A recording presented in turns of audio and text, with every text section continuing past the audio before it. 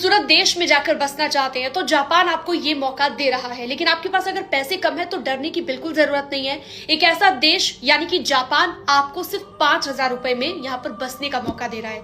लेकिन इसके लिए एक बहुत जरूरी शर्त है जिसको आपको पूरा जरूर करना होगा।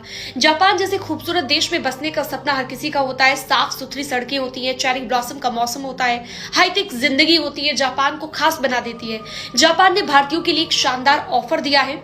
आप सिर्फ 8,000 येन यानी कि 4,789 रुपए देकर, लगभग 5,000 रुपए देकर वहां की पीआर के लिए आवेदन कर सकते हैं। लेकिन इसमें एक शर्त है, वो भी मैं आपको बताऊंगी।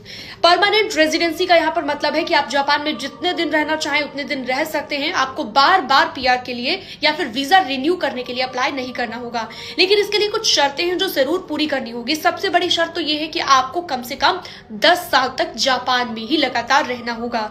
अगर आप वहां पर जॉब या बिजनेस कर सकते हैं और अपनी कमाई से अपना खर्च चला सकते हैं तो आप इसके लिए अप्लाई जरूर कर सकते हैं। आवेदन के लिए आपको कई कागजात चाहिए होंगे, जैसे कि वैलिड पासपोर्ट होना चाहिए, रेजिडेंस कार्ड, आय का प्रमाण पत्र, बैंक स्टेटमेंट, टैक्स भुगतान का सबूत और गारंटर के दस्तावेज। ये सभी चीजें अगर आपके पास है तो आप अप्लाई कर सकते हैं। अब अप्लाई कैसे करना है? अप्लाई करने के लिए आपको अपने नजदीकी इमिग्रेशन ब्यूरो में जाना है। सारे कागजात यहाँ पर आपके जमा होंगे। अप्लाई करने के लिए 8,000 येन लगेंगे, जो कि रेवेन्यू स्टैंप के जरिए आपको देना होता है, यानी कि जापान की करेंसी में आपको देना होता है। और इंडिया के ये लगभग 5,000 रुपए होते हैं।